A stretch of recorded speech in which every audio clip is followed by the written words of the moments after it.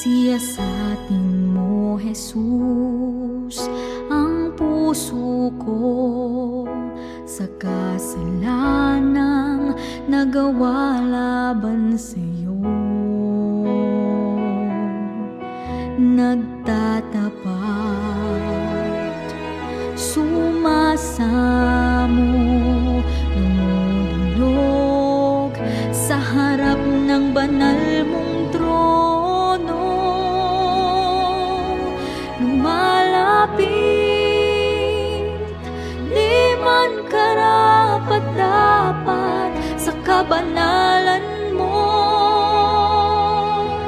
Biyaya at kaawaan, kapatawaran sa'yo ay nakamtan ko, o aking Jesus.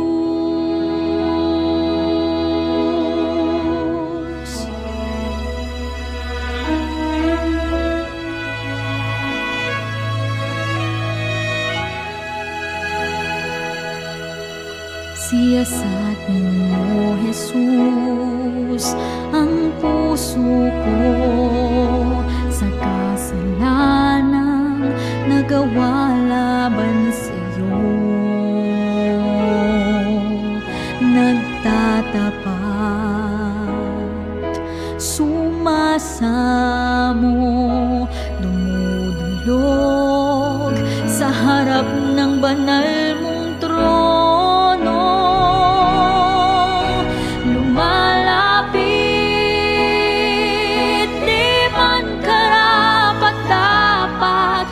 Kabanalan mo,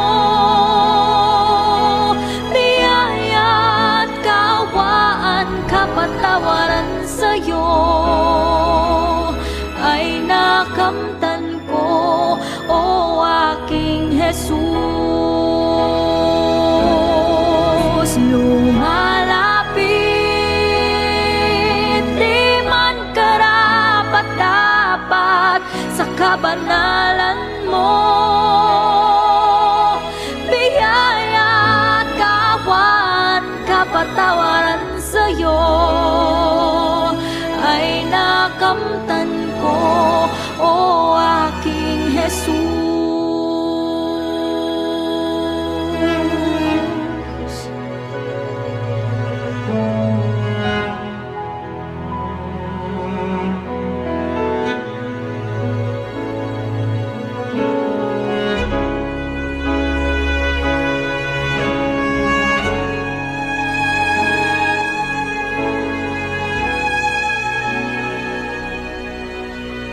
Lumalapit, di man karapat-dapat sa kabanalan mo. Biyaya't kaawaan, kapatawaran sa'yo ay nakamtan ko, o aking Jesus.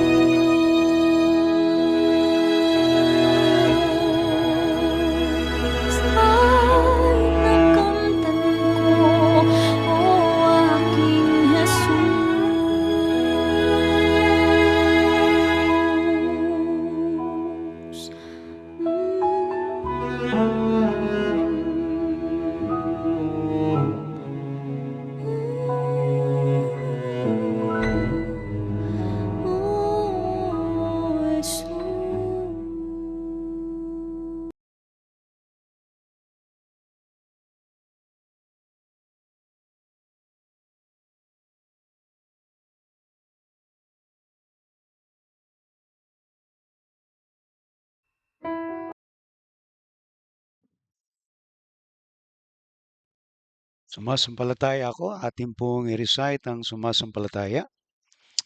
Sumasampalataya ako sa Diyos Amang makapangyarihan sa lahat, lumalang ng langit at lupa, at kay Hesukristo na anak niya, Panginoon natin, na sa hiwaga ng Espiritu Santo, ipinanganak ng Birhing Maria, nagdamdam ng hirap sa kahatulan ni Poncio Pilato, pinako sa krus, namatay at nilibing sa ikatlong araw, at nabuhay sa mga patay. Umakyat sa langit at umupo sa kanan ng Diyos Amang makapangyarihan sa lahat, Doon nagmumula na paparito upang humukom sa mga buhay at mga patay. Sinasampalatayanan ko ang Espiritu Santo, ang banal na iglesyang laganap, ang pagkakaisa ng mga banal at kapatawaran ng mga kasalanan, ang kabuhayan ng katawan at ang buhay na walang hanggan. Siya nawa. At ipong recite ang 10 utos. Huwag kang magkakaroon ng ibang Diyos sa harap ko. Huwag kang gagawa para sa iyo ng larawang inanyuan. Huwag mong babanggitin ang pangalan ng Panginoong mong Diyos sa walang kabuluhan. Alalahanin mo ang araw ng Sabat upang ipangilin. Igalang mo ang iyong ama at ang iyong ina. Huwag kang papatay. Huwag kang mangangalunya. Huwag kang magnanakaw. Huwag kang magbibintang sa iyong kapwa. Huwag mong iimbutin ang anumang bagay ng iyong kapwa. Pagpalain nawa ng Diyos ang pagbasa sa kanyang mga salita. Kayo po ay nakatunghay sa thematic sermon of the Bible every Sunday at tayo po ay nasa bagong tipan na ng ating pong patuloy na pag-aaral ng salita ng Diyos. Na-cover na po natin ang 39 books of the Old Testament. Mula po dun sa the Law, History, Wisdom, and Prophets. At ngayon po naman ay ating talakayin ang 27 books of the New Testament. Magmula po sa Gospel, Church History, ang Paul letters, General letters, and Prophecy.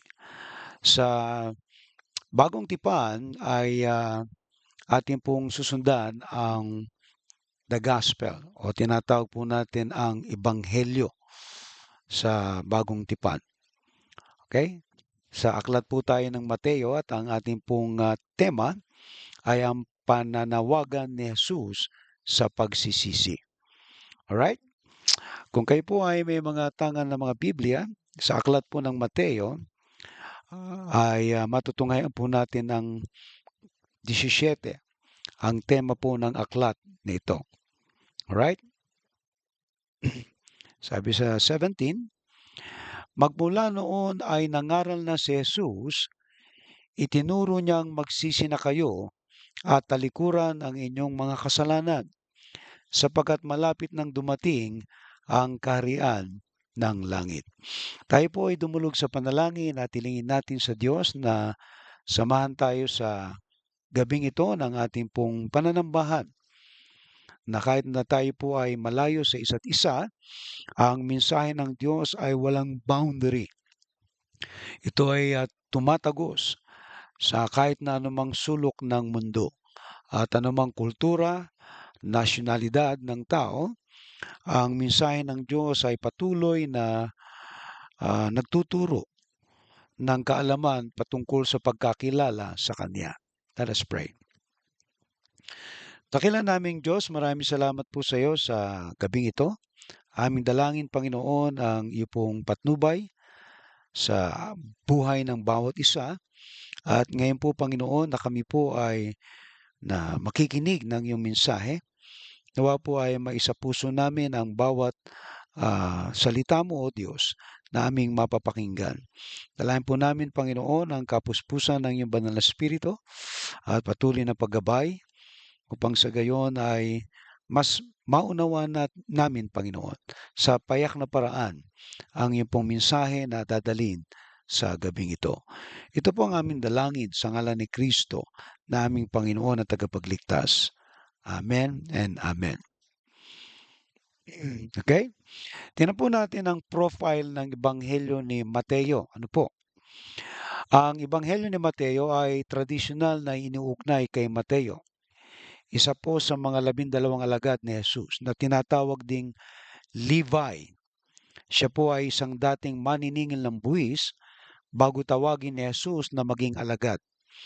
Gayunpaman, ang eksaktong pagkakilanlan ng may akda ay hindi tiyak at maaaring isinulat ito ng isang Hudyong Kristiyanong manunulat na may malalim na kaalaman sa batas at tradisyon ng mga Hudyo. Okay, ang pinagmulan po at ang konteksto. Ang layunin po ng Ebanghelyo na ipakita si Jesus bilang ang katuparan ng mga propesiya sa Lumang Tipan, partikular na bilang Mesyas ng Israel at hari ng kaharian ng Diyos. Ang kanya pong audience, pangunahing mambabasa ay ang mga Hudyong Kristiyano na nakatira sa loob o labas ng Israel. Malaki ang diin sa koneksyon ni Jesus sa kasaysayan at relihiyon ng mga Hudyo. Ang petsa ng pagkakasulat karaniwang tinatayang sinulat ito noong 70 to 85 Christian era matapos ang pagkawasak ng templo ng Jerusalem noong 70 CE. Ang lugar na kung saan sinulat ay posibleng isinulat sa rehiyon ng Antioch o ibang lugar kung saan marami ang mga Hudyong Kristiyano. Okay, so i-analyze po natin yung ating talata na ating binasa kanina at ito pong talatang ito ay mapupuna po natin sa Bagong Tipan, ang pinakaunang aklat ng Bagong Tipan. Alright? So, remind ko lang po kayo dun sa talatang binasa natin. Sabi doon, magmula noon ay nangaral si Jesus, itinuro niyang magsisi kayo at talikuran ang inyong mga kasalanan sapagkat malapit nang dumating ang kaharian ng langit. Alright? So, mapupuna po ninyo itong talatang ito ay matapos po na ang ating Panginoon ay makapag makapag-ayuno ng 40 days and 40 nights at siya po ay pumunta ng Galilea at sa ganoon ay nagsimula na siyang mangaral, sabi dito sa talata. At makita natin yung 40 days and 40 nights na siya ay nag-ayuno at doon ay sinubok siya ng dyablo. At doon sa tatlong testing, alright, na ginawa sa kanya ay nalampasan lahat ng ating Panginoon. Alright? Dito makikita natin sa ating analysis, ano po, upang mas lalo nating maintindihan. Ang tanong po dito ay, ano ang pangunahing mensahe ni Jesus sa talatang ito? Ang pangunahing mensahe ni Jesus sa Mateo 4:17 ay ang panawagan sa pagsisisi at pagtalikod sa kasalanan dahil malapit na ang pagdating ng kaharian ng langit. Ipinapahayag niya na ang espiritual na pagbabagong loob ay mahalaga upang makibahagi sa darating na kaharian ng Diyos. Dito sa talatang ito ay makikita natin yung kanyang winika na magsisi kayo at talikdan ng inyong mga kasalanan. At sabi doon, sapagkat malapit nang dumating ang kaharian ng langit. Okay? And then, doon sa ikalawang tanong natin, ano ba yung kahulugan ng magsisi ayon sa konteksto ng talatang ito? Yung pong salitang magsisi sa kontekstong ito ay nangangahulugan ng pagbabago ng puso at isipan. Isang ganap na pagtalikod mula sa kasalanan at paglapit sa Diyos. Hindi lamang ito pagsisisi sa nagawang kasalanan, kundi isang aktibong desisyon na baguhin ang direksyon ng buhay patungo sa katwiran. Ikatlo, bakit mahalaga ang panawagan sa pagsisisi sa pagbubukas ng ministeryo ni Jesus? Ang sagot po natin dyan, mahalaga po yung panawagan sa pagsisisi dahil ito ay pundasyon ng mensahe ni Jesus. ang pagbubuo ng isang bagong espiritual na relasyon sa Diyos. Ang pagsisisi ang unang hakbang upang makapasok ang tao sa kaharian ng langit na kanyang ipinapahayag. Ipinapakita rin nito ang pagbabagong hinihingi ng Diyos upang makibahagi sa kanyang plano. Ikaapat, ano po ba yung ibig sabihin ng malapit ng dumating ang kaharian ng langit?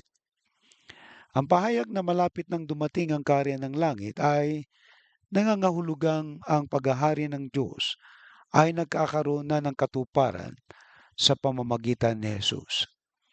Ito rin ay nagbabadya ng isang espiritual na revolusyon, isang bagong panahon kung saan ang Diyos ay aktibong mangunguna sa buhay ng mga tao sa lupa na magpapatuloy hanggang sa ganap na katuparan sa hinaharap.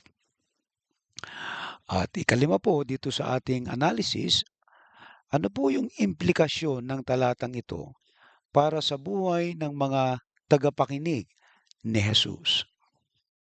Pag sinabi po nating implikasyon o yung pahiwatig nito, ang talatang ito ay naglalaman ng agarang hamon para sa mga tagapakinig ni Jesus na suriin ang kanilang buhay, kilalanin ang kanilang mga kasalanan, at gumawa ng desisyon na magsisi at magbago. Ito rin po ay isang paanyaya sa pagkakaroon ng panibagong buhay sa ilalim ng paghahari ng Diyos na may kasamang pananampalataya at pagsunod sa kanyang kalooban. Okay po? So, balik po tayo dun sa ating tema, ano po? Yung panawagan ni Jesus sa pagsisisi. Alright? So, ang tanong po natin, paano tayo tutugon o paano tumugon sa panawagan ni Jesus patungkol sa pagsisisi? Alright? So, ito po ay hindi po ito ah, isang ritual o isang bagay na gagawin natin, ano po, upang tayo makatugon sa kanyang panawagan. Hindi po yung pagpapahirap sa ating mga sarili na ginagawa ng ilan para ipakitang sila'y nagsisisi at namamanata. So ano po ba yung paraan na kung paano tayo tutugon sa panawagan ng pagsisisi at kung ano po ba yung genuine na pagsisisi? Hindi po ito isang ah, panata na tinatawag nating ah, itong taon na 'to ay ito ang aking gagawin. Kumbaga nga po ay gumagawa tayo ng mga New Year resolution. Pero at the end of the day ay hindi natin natutupad. Ang tanong ay ano pa talaga yung pagtugon natin sa panawagan ni Jesus sa pagsisisi? Okay? Are you ready? So ito pong talatang ito, isa lang talata ito, ano po, na ating gustong i-expand para mas, kumbaga, makuha natin yung practical application ng talata. Tandaan nyo mga kapatid, ang salita ng Diyos ay hindi na o-obsolete. Ibig sabihin, hindi to naluluma at hindi to kumukupas. Hindi to pwedeng ikumpara sa isang karaniwang aklat. Sapagkat ito ay, kumbaga nga po sabihin natin, the best selling book of all times. Mula pa nung malimbag ang Biblia at ito ay naisalin na sa iba't ibang wika at ang kanyang translation din naman ay nasulat na rin sa iba-ibang wika. At isang bagay dito na ating tatandaan, ang Bible ay cross-cultural. Anumang kultura ng iyong bansa, anuman ang iyong mga pananaw, paniniwala, ang Biblia na salita ng Diyos ay tumatalon sa mga kulturang ito. Ibig sabihin, kahit na ikaw ay Australian, kahit na ikaw ay Pilipino, kahit na ikaw ay American, ang mensaheng ito ay para sa iyo. Hindi ko mo Pilipino nagsasalita at ikaw ay Amerikano o ikaw ay Australian, ay para sa mga Pinoy lang yan. Hindi po. Okay? So, ang gamit natin ay lingwahe ng Pilipino o wika natin ang ginagamit sa paghahatid sapagkat meron tayong mga tagapakinig ng mga Pilipino.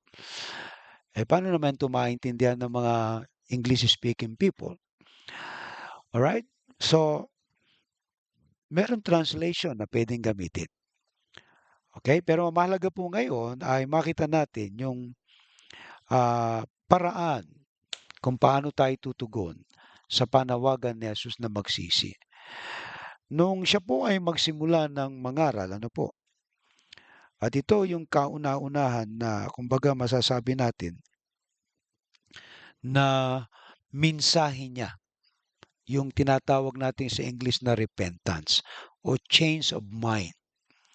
Sapagkat nung panahon yon, titingnan po natin at yung mga tao ngayon, sa isip nagsisimula ang pagbabago. Hindi po sa lugar, hindi sa mga pangyayari, kundi sa isipan. At doon magpapasya ka. Meron tayong mga ugali na nakaugalian na natin na ginagawa natin na labag sa Diyos na ginagawa natin sa ating buhay. Na akala natin ay tama. Iniisip natin na ito yung paraan. Ito yung dapat. Pero kapag nadinig natin ang mensahe ng Panginoon, ng salita ng Diyos, itong panawagan ni Jesus na magsisi, sapagkat siya po ang anticipated o tinatawag nating inaasam na Mesyas na ipinangako ng Diyos 4,000 years ago bago siya dumating, ay inihula na dun sa lumang tipan kay Adan at kay Eva. Yung ahas na tutuklaw sa iyong sakong at yung sakong mo naman natutulog sa kanyang ulo ay isa pong hula. And it took 1,000 years bago naging realidad na yung pagdating ni Kristo, okay, ay isang realization ng mga tao ay kinakailangan magbago ng kanilang kaisipan patungkol sa pagkakilala sa Diyos, patungkol sa pagkakilala sa kasalanan. Okay? So, are you ready? Paano tumugon sa panawagan ni Jesus? Number 1, binanggit na niya yun kanina, no? Yung pagsisisi at pagpapakumbaba. So, yung pagsisisi ay yung pagbabago ng isip at yung pagpapakumbaba ay nagpapakita ng iyong pagtanggap na ikaw ay makasalanan, na kailangan mo ang Diyos sa buhay mo. Ito po yung application natin. Paano natin gagawin ito? Magsisisi at magpapakumbaba. Suriin ang sarili araw-araw. Tukuyin ang mga pagkakamali at aminin ang mga kasalanan. Kumbaga nga po, ay nakita na natin yung data na ito yung kasalanan. Sinusuri natin. At natukoy natin ang ating mga pagkakamali, na kasalanan pala yung pagiging mayabang. Kasalanan pala yung pangangalunya. Kasalanan pala yung hindi pagsamba. Kaya kung titingnan po ninyo yung 10 utos, ay yung kasalungat niyan, pag binayolate mo yan, kasalanan. Kumbaga, missing the mark.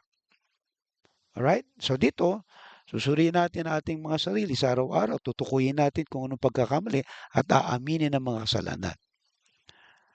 Ang pagpapakumbaba sa harap ng Diyos at ng kapwa ay isa pong hakbang tungo sa pagbabago. Kaya kung pupunahin po ninyo yung pagsisisi, ano po, dati hindi ka sumasamba, pero ngayon nagsisisi ka, nagpapakumbaba, at ikaw ngayon ay sumasamba. Dati ayaw mo magbasa ng Biblia, pero ngayon nagbabasa ka na. Naintindihan po? So yan ay pagpapakita ng ating pagpapakumbaba. Dati hindi ka maalam mag-tithes, magbigay. Pero ngayon, nagtatights ka na, nagbibigay ka na. Yan ay pagpapakumbaba. Right? So hindi po to mga religious ritual. Ito po ay pagtugon dun sa panawagan na magsisi. Sapagkat nung araw ay hindi tayo maalam sumamba. Niwala sa isip natin ang pagsimba.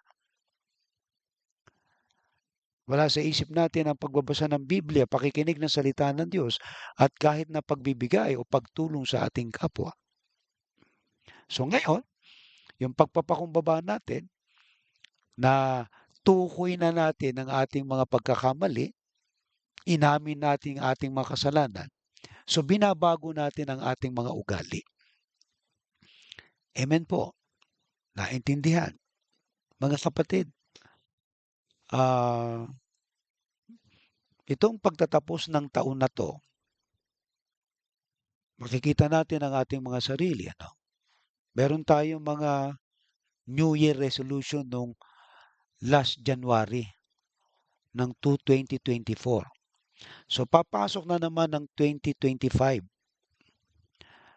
Ano ba ang ating pagbabago sa ating mga isip? Dadalhin ba natin yan sa year 2025 at sasabihin natin,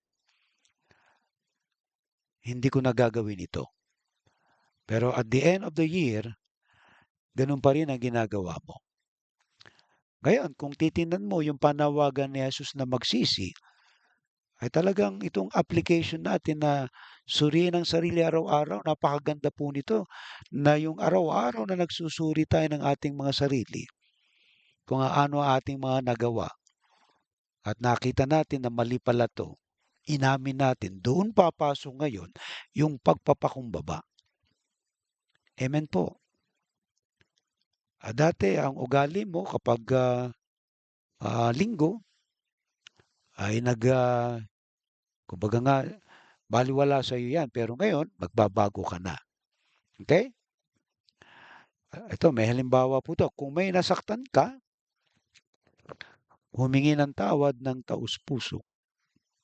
Kung nagkamali ka, sikaping itama ang iyong gawa.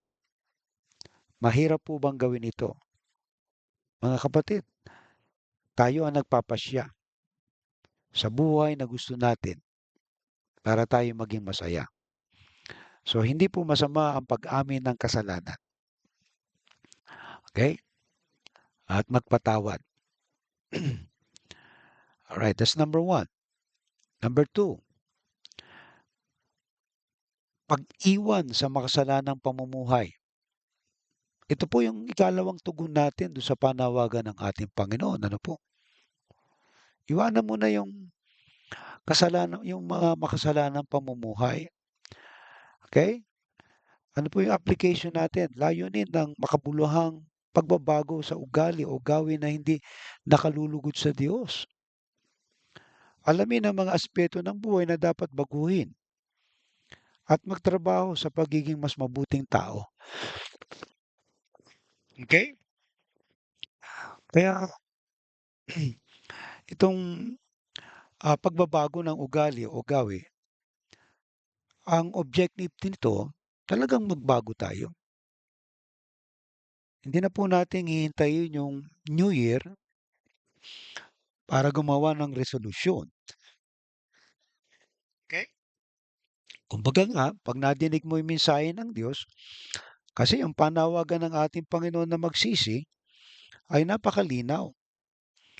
Na kahit nga sinabi niya yun nung 2,000 years ago, pag tinignan niyo po, in-examine yung statement na yan, magsisi kayo. Yan po ay imperative. 'Pag sinabing imperative, utos.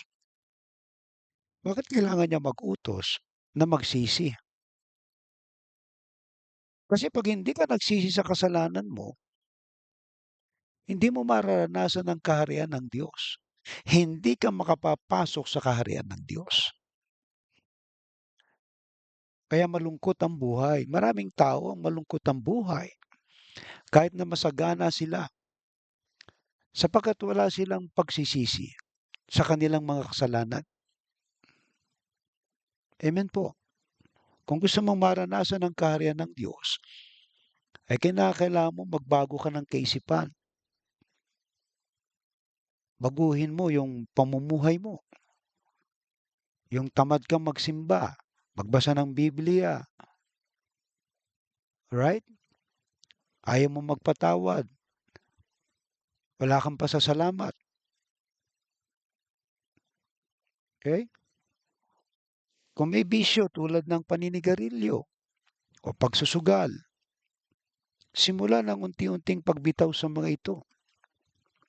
Palitan ng mga ito ng positibong gawi tulad ng pagdarasal o pagtulong sa iba. Ano kaya ang gawin natin mga kapatid? Kung may mga bisyo tayo ng paninigarilyo, sa halip na ibili mo ng isang na sigarilyo, ay ipunin mo. Kaysa ipagsugal mo, baga nga ay ipunin mo. Eh malay mo, pastor, baka tumama. Lahat po ng mga gumagawa niyan talagang tumatama. Tama sa buwan, suntok sa buwan. Mga kapatid, ito po yung buhay na merong kagalakan kapag tayo ay nagpapakumbaba. Na binibitawan natin yung mga gusto nating gawin na mali. Okay? Ikatlo, pagpapalaganap ng kaharian ng langit sa pamagitan ng gawa. Paano natin, actually, yung kaharian ng Diyos, naghahari na siya sa atin eh. Kapag tayo gumagawa ng tama na nakalulugod sa Diyos. Yung ikaw ay nagkakawang gawa. Ikaw ay nangangaral, nagbabahagi ng mabuting balita. Nagiging isa kang mabuting mamamayan. Yan po ay pagpapalaganap ng kaharian ng Diyos na nakikita sa gawa. At sa gawang yan ay kahit hindi ka mangaral, nakita na sa gawa mo, nagsisimula ng magtanong ang mga tao kung bakit kakaiba ka. Ito yung pagtugon natin sa panawagan ng ating Panginoon sa pagsisisi. May mga taong nagtanong kay Jesus patungkol diyan. Okay? Na gusto nilang makapasok sa kaharian ng langit. Yung mga mayayaman, kung kayo'y mayaman, sumasagana, ay sabi ni Jesus, ipamigay mo yung ari-arian mo. Sa mga mahirap, sumunod ka sa akin. Ay nalungkot yung mayaman kasi napakayaman nga niya. Sino papasok sa kaharian ng langit ngayon? Ay yung gumagawa ng mabuti. Kasi yan po ay manifestation ng tunay na nagsisisi. Okay? Mamuhay ng tila ba dumating na ang kaharian ng langit sa mundo? Ibig sabihin, magpakita ng pagmamahal. Meron ba tayong pagmamahal sa ating kapwa? Magpakita ng kabutihan, kahit sa simpleng bagay lang. Di mo naman kinakailangan maging milyonaryo para bago ka tumulong, ano? Kasi may mga nagsasabi, pagka yumaman ako, tutulungan kita. Eh kung hindi ka yumaman, di hindi ka natutulong. Iba-iba pong kakayahan na pwedeng meron tayo. Yung kakayahan na binigay ng Diyos sa atin, yun ang pwede mong gamitin para makatulong ka kung saan ka pinayaman ng Diyos. Kung pinayaman ka ng Diyos sa pera, malamang diyan ka gagamitin. Eh kung hindi ka diyan pinayaman ng Diyos, malamang hindi ka diyan gagamitin. May mga tao na talagang pinagpapala ng Diyos na kung saan doon sila ginagamit ng Diyos. Yung ba'y kumbaga'y binibigyan ng talento, maraming oras, malakas. So yan ang mga paraan na pwedeng gamitin ng Diyos. O yung pagmamahal, paano natin may papakita yan? Pag-unawa. And then yung pagkakaisa sa kapwa na maging instrumento ng kapayapaan at pagkakaisa. Okay? Halimbawa po natin, maging mapagbigay sa mga nangangailangan. Pagbigay ng oras upang tumulong sa mga proyekto ng simbahan o komunidad at ituro ang mabuting asal sa mga bata. So ito yung mga ilang halimbawa lamang na pwede nating gawin kung may mga proyekto. Okay? At lalong-lalo na yung pagtuturo ng mabuting asal sa mga kabataan. Okay, that's number 3 natin. Number 4, yung paghahanda sa spiritual na buhay. Ano po ba yung paghahanda sa spiritual na buhay? Kilalanin ang buhay ay hindi lang tungkol sa material na bagay. Maglaan ng oras para sa Diyos at pagtibayan ang relasyon sa Kanya. Alright? So ito po yung tinatawag nating paghahanda na naghahanap buhay ka hindi lang para kumain. Baga, nabubuhay ka, okay? Kumakain ka para mabuhay. Okay? Nagigets niyo po? Kumakain ka para mabuhay, hindi ka nabubuhay para kumain lang. Magkaiba po yun. So, yung material na bagay ay kailangan nating pagtrabahuan kasi yan ang nakasaad sa Biblia. Pero dapat maging balanse tayo sapagkat hindi lamang katawan ang kinakailangang paghandaan natin, kundi ang ating espiritual na buhay din. Sapagkat tayo ay magsusulit sa Diyos. At ang ating mga ginawa, kung ano ba ang ginawa natin sa buhay na ito. Kaya kung tayo po ay mamamatay at haharap sa Panginoon, at kung tanungin tayo kung ano ba yung ginawa natin sa buhay na binigay niya sa atin, yung ating resources, yung ating talento, yung ating kalakasan, mga pagkakataon, mga relasyon, ano bang ginawa mo dyan habang nabubuhay ka? Alright? May mga tao na nabubuhay para lamang sa ah, karangyaan o para lamang maging kilala, maging busog. Okay? Pero hindi po diyan nasusukat ang tunay na kasiyahan ng buhay, kundi sa pagpapahalaga sa buhay na mayroon ka ngayon, ang iyong spiritual na buhay, na dapat ang iyong ugnayan sa Diyos ay lalong tumitibay. At yun, nagkakaroon ng kahulugan ang ating buhay kapag naintindihan natin ang Diyos na meron pala siyang layunin sa buhay natin. Ang layunin niya ay bigyan natin siya ng kaluguran o kalwalatian at tayo maging masaya. Okay? At yung pagiging masaya natin dahil sa kanyang mga pangako. Hindi niya tayo iiwan ni pababayaan. Ganon din naman yung ating relasyon ah, sa kanya na lalo itong maging matibay. Naglalaan tayo ng oras sa Diyos, sumisimba tayo, nakikinig ng salita ng Diyos, naglilingkod, at yun, tumitibay ang ating relasyon sa Kanya. Kaya, yung ating spiritual na buhay ay talagang ating, kumbaga sabihin natin, pinaghahandaan natin to. Kasi, isang araw mamamatay tayo eh. At sabi nga natin, magsusulit tayo sa Diyos. Okay?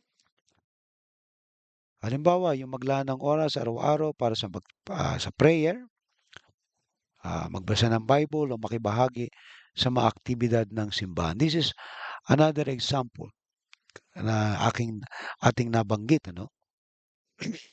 Okay?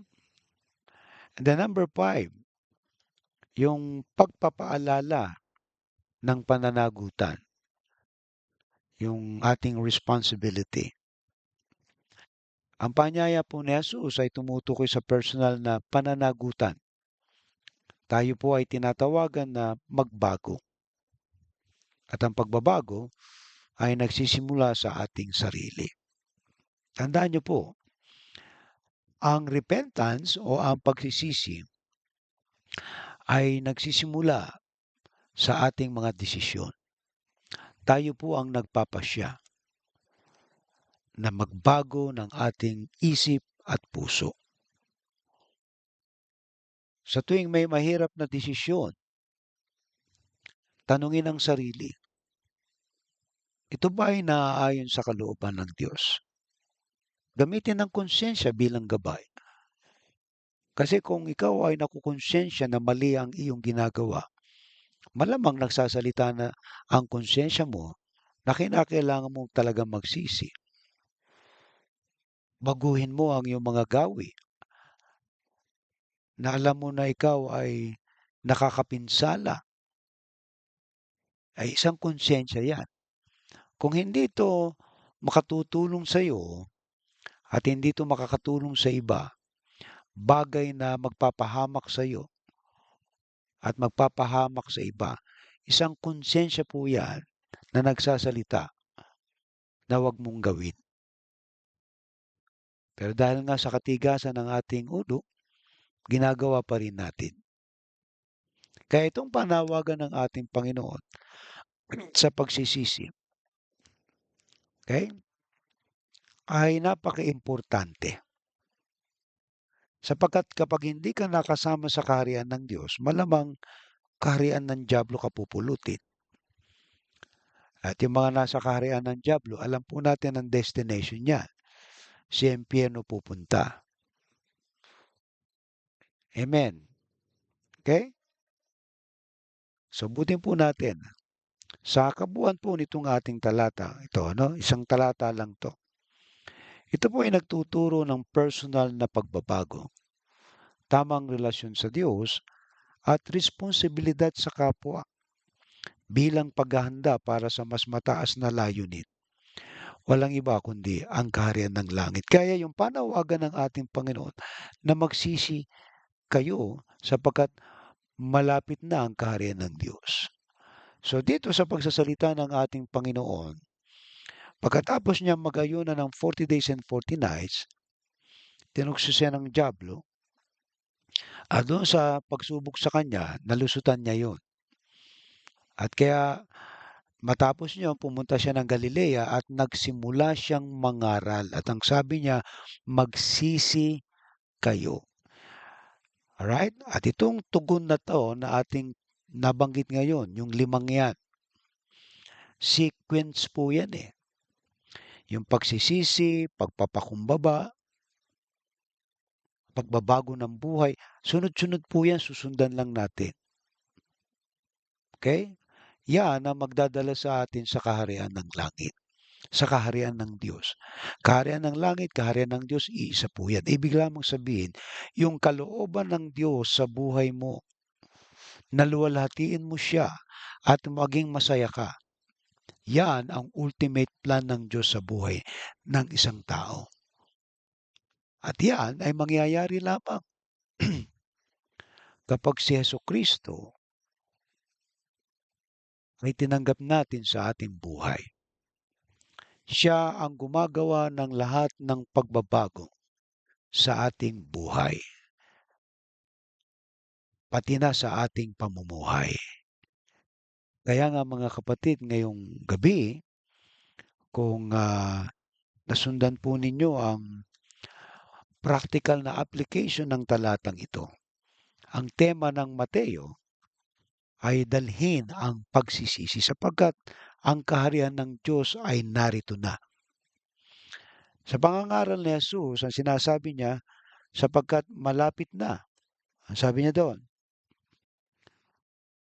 magsisi kayo, talikuran ninyo makasalanan sapagkat malapit nang dumating ang kaharian ng langit. So doon sa 3 taon ng kanyang paglilingkod, yung kanyang pangangaral, kanyang pagpapagaling, paggawa ng himala, lahat yan ay ginawa niya, ipakita na ang kaharian ng langit ay malapit na. Ibig sabihin, pinakita ng Diyos na si Jesucristo ang Mesyas. Siya ang katugunan, katuparan ng mga inihula sa lumang tipan. Kaya nga meron tayong Christmas na si Kristo'y para sa lahat. Meron tayong Holy Week, ipinagdiriwang natin ang kanyang kamatayan. Yan po, nakapaloob sa kanyang birth and death. Meron siyang birthday, pinanganak siya bilang isang tao at namatay siya. Ang purpose ay tubusin tayo sa ating kasalanan at nagawa na niyang lahat yan. Ngayon, tatanggapin na lang natin ang biyayang yan. At sa pagtanggap natin sa Kanya, nakaakibat doon ang tinatawag nating pagsisisi at pagtalikod sa ating mga kasalanan. Kaya nga mga kapatid, ang hamon natin ngayon, yung paano tayo tutugon sa panawagan ng ating Panginoon. Very, simple. Okay? Meron po tayo tinatawag sa Reformed tradition ng understanding ng kaligtasan. Ang tawag po natin dyan yung Ordo Salutis o yung Order of Salvation. Before the foundation of the world, nasa isip ka na ng Diyos. Ibig sabihin, hindi pa nililikha ang mundo, nasa isip ka na ng Diyos. At ikaw ay tatawagin ng Diyos sa paraan maaring sa mga pangyayari na ikaw ay nakikinig ngayon, o kaya ikaw ay nagsimba, o kaya ikaw ay mayroong problema, at nadinig mo ang Ebanghelyo patungkol kay Kristo. Na si Kristo Jesus ang tagapagligtas. So yan ay panawagan. Okay? At sa panawagan na yan, ang espiritu mo ay buhay na. Magpapasya ka ngayon natanggapin si Kristo bilang Panginoon tagapagligtas. At doon, magsisimula ka na magsisi, talikuran yung kasalanan.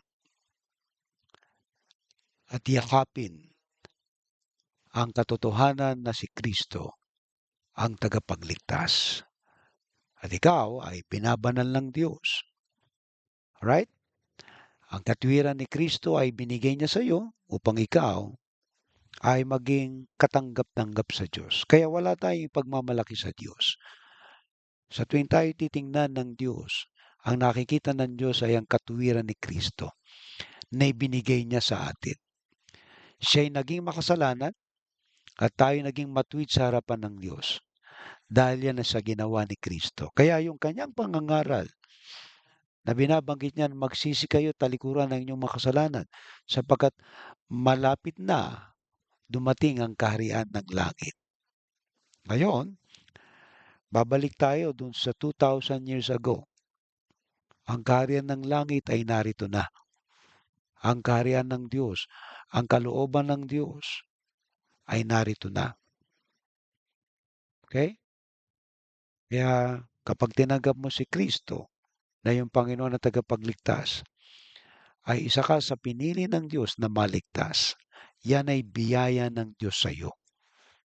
Kaya ang masasabi mo lamang ay salamat sa Diyos, purihin ang Diyos. Pero meron ka pa rin gagawin pagpapasya.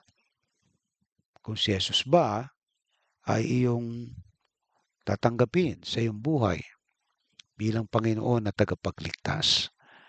Kung ito naman ay naging klaro sa iyo na si Kristo ay tagapagligtas, tiyak na hindi mo ito itatanggi at hindi mo ito i-deny.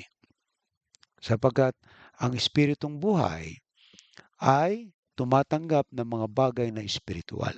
Kaya kung na born again ka na, at tinanggap mo si Kristo, okay, nakapasok ka na sa kaharian ng langit. Ibig sabihin, doon sa pintuan, nagsisimula ka na magkaroon ng pagbabago ang buhay. Okay? Ang iyong pananaw ay magbabago. Ang iyong mga ugali ay nagbabago. Ang iyong buhay ay magbabago. Dahil sa panawagan ng ating Panginoon. Let us pray. Dakilang Diyos, salamat po sa iyo, Panginoon, sa gabing ito. Sa iyo pong panawagan, Panginoon, na magsisi at talikuran ng kasalanan. Aking dalangin, Panginoon, na aming mga kapatid na nakatunghay ngayon, anuman ang kanilang mga tanong sa kanilang buhay, ang kasagutan ay nasa paglapit sa iyo, pagsisisi at pagtalikod sa kasalanan.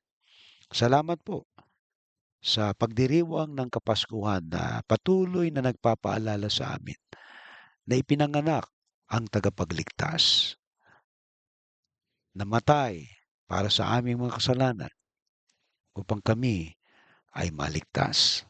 Salamat po sa mga biyayang ito. Kaya Panginoon, sa gabing ito, ang aming pong mga kapatid na nagdiwang ng Kapaskuhan at papasok sa pagsalubong sa bagong taon, hindi lamang ito maging isang resolution, kundi isang buhay na kumikilala kay Kristo, na sila ay magpapakumbaba, susunod sa iyong mga salita. Salamat, Panginoon, sa panawagan mo na kami magsisi at tumalikod sa mga kasalanan sapagkat ang kaharian ng langit ay aming tatanggapin. Ang iyong kalooban, ang iyong plano sa aming buhay, Lord, na kami ay makapiling mo sa buhay na wala hanggan. At magsaya kami sa buhay na ito na naglilingkod sa iyo, Panginoon. Salamat po. Ito po ang aming dalangin at pasalamat sa pangalan ni Kristo Jesus. Amen. Okay? So kung kayo po ay napagpala ng ating mensahe ngayong gabi, ay pwede po niyong padalang yung tithes and offering. Care o po kay Sister Merlinda. Nariyan po yung number niya. Ano po? Sapagkat yung aking number dito sa Australia ay hindi po aabot dito yung inyong mga tithes. Sapagkat wala pong network dito ng dito. Okay? So, yan po ang ating tithes and offering. So, sama po natin sa closing prayer, pasasalamat natin sa Panginoon. Okay? So, announcement po natin ay on this coming Tuesday and Wednesday, ay tutuloy po yung ating daily devotion. Ano po? And then, yung first Sunday po ng ating New Year. So, I encourage you to join and attend sa Jesus Cares for Communion para makabahagi po kayo doon. Okay? So, patuloy lamang po tayo sa paglilingkod sa ating Panginoon sapagkat saan man tayong dako dalhin ng Diyos, laging may dahilan. At kung saan tayo dinala ng Diyos, meron siyang layunin at doon tayo pwedeng gamitin. So ngayon, ang ating pong panalangin, ang kalooban ng Diyos na tayo po ay gamitin ng Diyos dito po sa Australia sa paraan magagawa ng Diyos sa atin. Marami pong mga Pilipino dito, mga kapatid. At ako po ay merong dinesign na paraan kung paano nating aabutin sila. Panalangin po natin na maging effective itong paraan na ito. Ano po? So tayo po ay biniyayaan ng Diyos ng pagkakataon na narito at ang Diyos din naman ang gagabay sa atin. Kaya kung kalooban ng Diyos na tayo po ay gamitin dito, ay walang imposible sa Kanya. Ay tayo po ay dumadalangin lamang. Pero hindi nangangahulugan na kayong mga nariyan sa Pilipinas ay nakalimutan ko. Kayo po ay patuloy kong tinataas sa panalangin na talagang magpatuloy kayo sa Panginoon. At hindi naman po tayo malayo sa inyo sapagkat yung mensahe niya na gusto nyo marinig ninyo ay naririnig ninyo ngayon. Amen po. Okay? So, sa ating pong pangwakas na panalangin, ay ating pong, benediksyon ay pagpray po niyo ang ating sponsor ano po, ating mga scholars na nag-e-expect ng kanilang mga allowances ay, pag-pray po niyo ang ating sponsor. So, lahat po tayo ay umaasa sa Diyos na ang Diyos po ang magpo-provide ng ating pangangailangan. Okay? Let us pray and then awitin po natin yung ating doxology.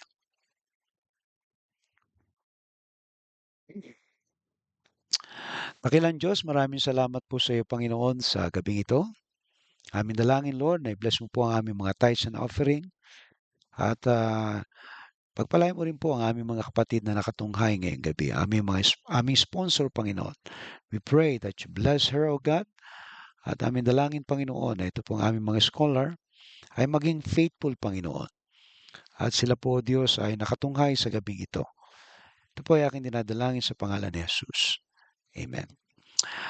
Praise God from whom all blessings flow. Praise Him, all creatures here below. Praise Him above, ye heavenly hosts. Praise Father, Son, and Holy Ghost. Amen. Pagpalain ka nawa at ingatan ni Yahweh, kahabagan ka nawa at subaybayan ni Yahweh, lingapin ka nawa at bigyan ng kapayapaan ni Yahweh. Tatlo pong amen. Amen. Amen. Ah, ah, God bless you po and Merry Christmas and Happy New Year sa inyong lahat.